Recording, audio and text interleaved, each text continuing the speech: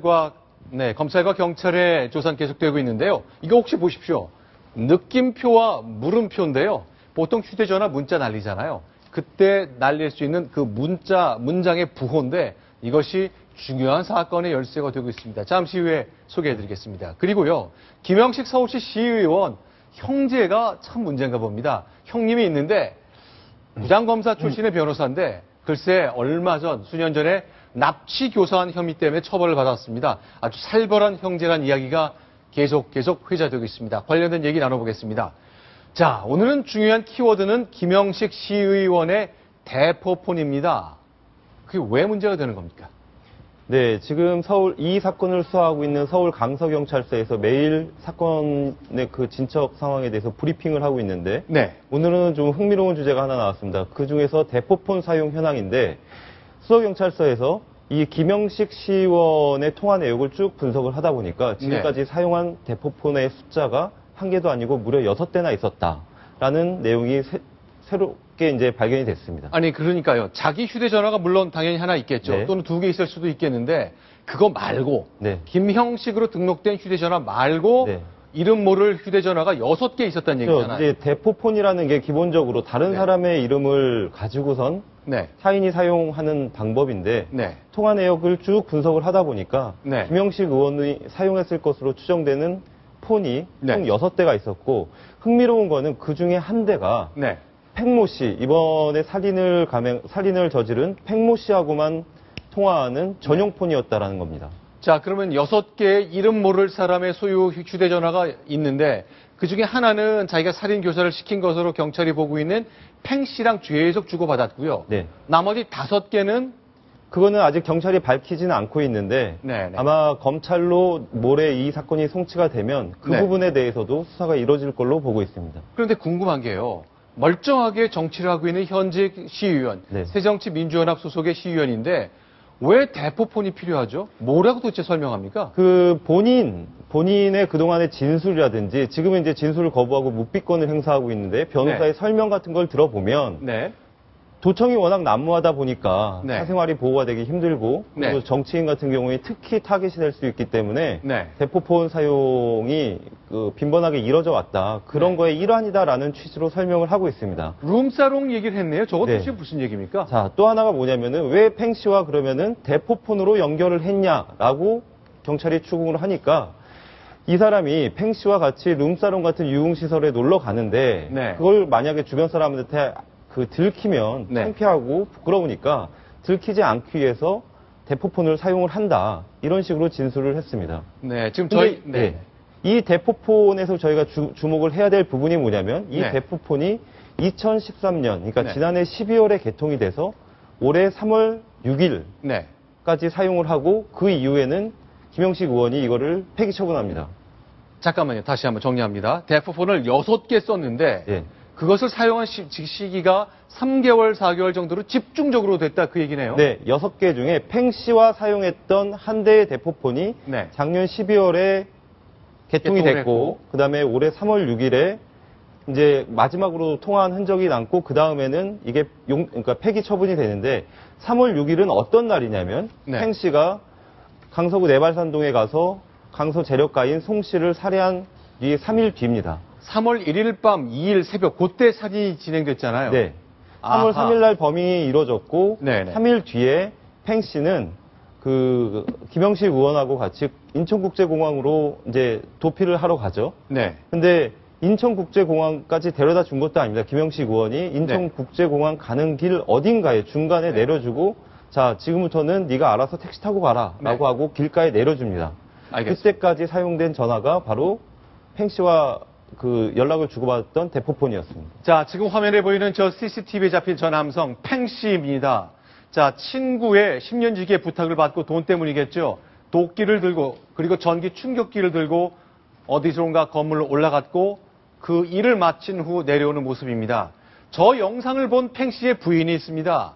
대단히 충격을 받았겠죠. 그 팽 씨 부인이 마음의 문을 열었습니다. 그래서 채널A 인터뷰를 요청했더니 가급적 내가 편하게 이야기할 수 있는 여기자를 소개해달라고 얘기를 했습니다. 그래서 동아일보 사회부에 강은지 기자가 팽 씨의 부인을 직접 만나고 왔습니다. 이 강은지 기자를 직접 전화로 연결해 보겠습니다. 강은지 기자. 예, 강은지입니다. 네, 직접 만나셨는데 그 장면 저희가 묻지 않아도 어떤 분위기일지 좀 기억을 할 수 있을 것 같습니다. 그런데 면회를 했잖아요. 예, 예. 행 씨를 자기 남편이 구속됐을 때 면회하고 난 직후에 강은지 기자를 만난 거죠? 예, 맞습니다. 네. 그 면회한 직후라서 그런지 아무래도 처음에 만나기가 굉장히 어려웠습니다. 네. 원래 저희는 이제 그 강서경찰서에서 면회하고 나오면 바로 만나기로 사전에 약속을 했었는데요. 네. 만난 직후에 부인이 너무 많이 울고 도저히 말을 할 수 있는 상황이 아니다, 자신의 심리가. 네. 그렇게 해서 조금 시간을 좀 지체를 해서 그날 오후 늦은 시간에 다른 곳에 가서 저희가 만날 수 있었습니다. 직접 만난 시간은 그럼 얼마나 되신 거예요? 저희가 원래는 한 12시경에 만나려고 했는데 네. 오후 2시경에 만났습니다. 그러면 뭐 그때도 눈이 퉁퉁 부어 있었겠네요. 예, 눈가가 좀 많이 부어 있었고요. 네. 아무래도 이 팽 씨가 중국에서 gat혀 있었고 네. 뭐 도피 생활도 했기 때문에 네. 원래 팽 씨가 체구가 굉장히 큽니다. 90kg 정도가 나갈 정도로 거구였는데 네네. 예, 그동안 한 10kg 정도가 빠져서 수척해진 상태였고 아, 남편의 체중이 90kg이었는데 10kg가 줄었다 그 얘기죠? 예, 맞습니다. 그래서 네.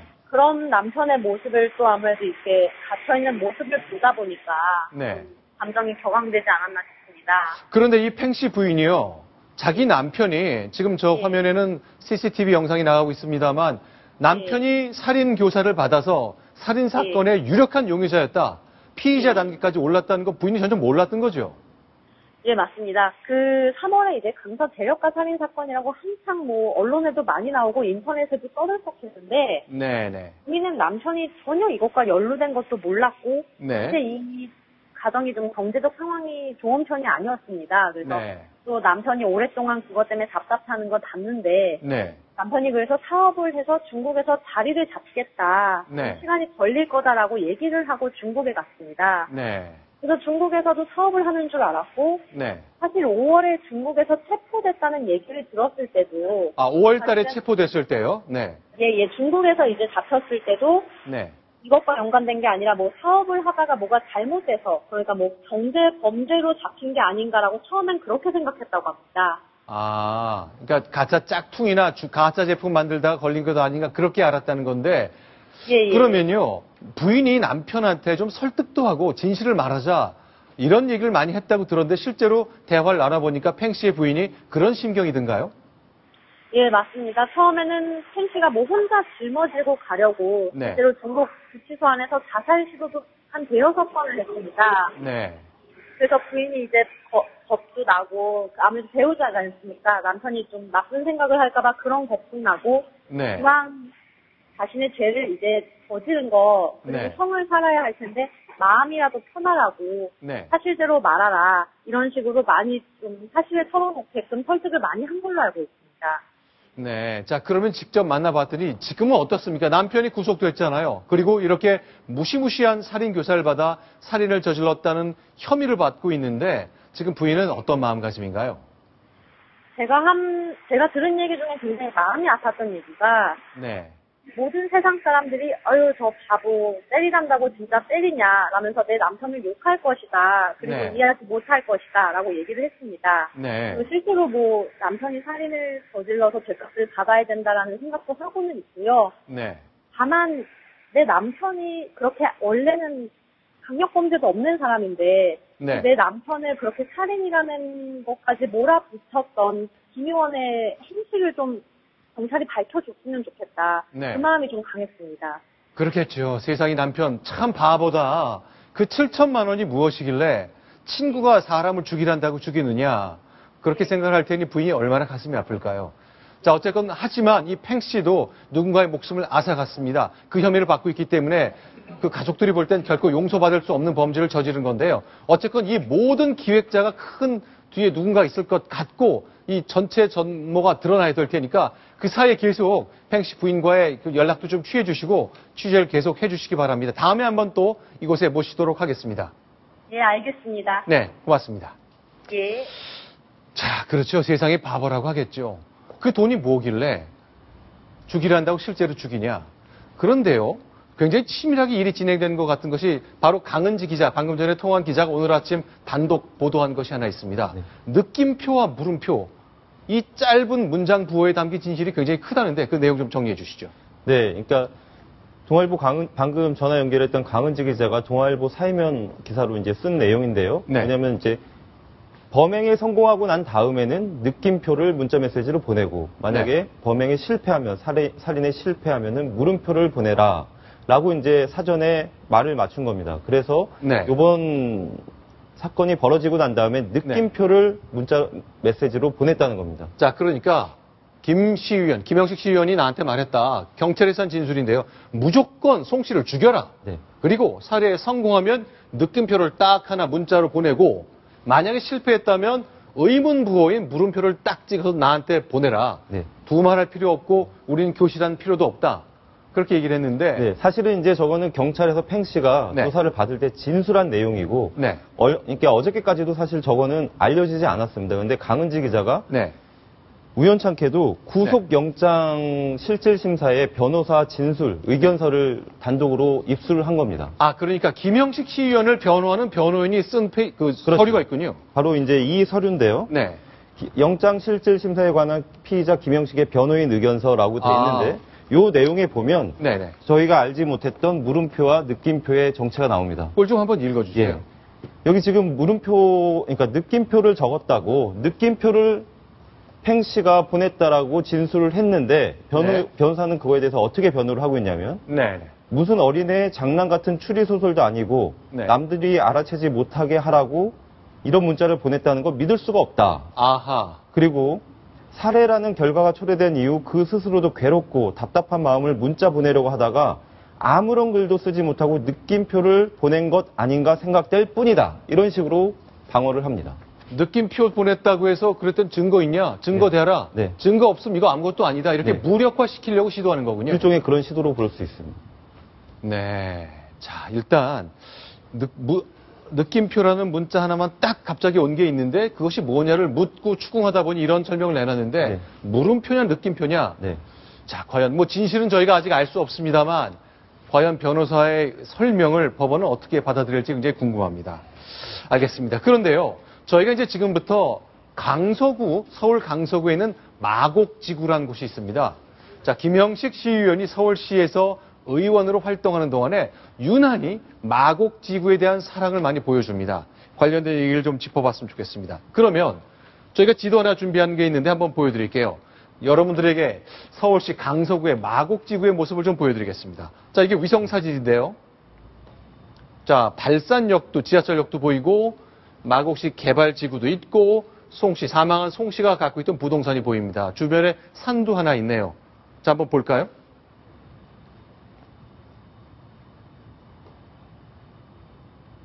자, 점점 들어가 보면 자, 요 지역인데요. 문제의 살인 사고가 일어난 곳 바로 이것이죠. 그리고 4군데의 부동산이 보이네요. 네, 그 마곡지구 바로 옆에 네. 마곡지구가 어떤 땅이냐면요. 네. 그러니까 서울에서 그 부동산을 담당하는 그 네. 경제기자들 사이에서는 네. 택지로 개발할 수 있는 가장 넓고 평평한 땅이 네. 마지막으로 개발할 수 있는 땅이 마곡지구다라고 이제 얘기를 해왔거든요. 네. 그 마곡지구의 바로 인근에 붙어 있는 내발산동의 발산역 인근입니다. 지금 네. 보면은 그 지도 위에서 보면은 네. 대로변 바로 옆에 네. 재력가 송 씨가 보유한 4채 그 빌딩 건물, 상가 건물이 보이는데요. 하나, 둘, 셋, 넷. 그런데 뭐 95억, 267억, 532억. 아니, 길가에 있는 빌딩 하나가 530억씩이나 하네요. 네. 그런데 지금 저기는 바로 그 건물 4채 바로 뒤쪽에 보시는 것처럼 아파트 옆에 붙어 네. 있습니다. 지금 대로변에 있다고 하더라도 네. 토지의 지목, 그 네. 용도가 네. 제2종 일반 주거 지역인데 네. 지금 송 씨가 가장 바랐던 네. 생전에 바랐던 거는 저 토지의 지목을 네. 상업지역으로 바꾸는 것이었습니다. 여기를요. 예. 근데 그 중에서 가장 핵심이 되는 게 대로변에 바로 붙어 있는 순봉 빌딩인데 네. 저 순봉 빌딩 같은 경우에는 상업지역으로 바뀔 경우에 지금 4층 높이인데 최대 16층에서 20층까지 증축이 가능합니다. 그렇게 되면 일단 입점시킬 수 있는 상가들이 굉장히 많고 그리고 또 입점시킬 수 있는 상가의 종류 네. 그런 것도 굉장히 넓어집니다. 예컨대 네. 이만한 빌딩을 지을 수 있게 됐다는 얘기니까 예. 실제로 뭐 3천억 대 재산 갖고 있는데 이게 3배, 4배까지 뻥 튀게 될 수 있다. 그거네요. 네, 부동산 경기가 좋았을 때는 그런 정도까지의 기대 수익을 볼 수가 있는 거죠. 네.